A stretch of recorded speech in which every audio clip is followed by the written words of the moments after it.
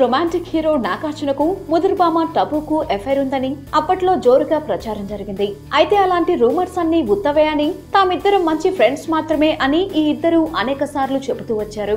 అయితే తెలుగులో టబు అంటే నాగార్జున నటించిన నిన్నే పెళ్లాడతా సినిమానే ఇప్పటికీ చాలా మందికి గుర్తొస్తుంటుంది. అంతలా అక్కినేని హీరోతో టబు రొమాన్స్ ఆడియన్స్ ను ఆకట్టుకుంది. కొంతకాలంగా నాగార్జునతో కలిసి నటించిన టబు హైదరాబాద్ వచ్చినప్పుడు మాత్రం ఖచ్చితంగా నాగ్ను కలుస్తుందని కొందరు చెబుతుంటారు.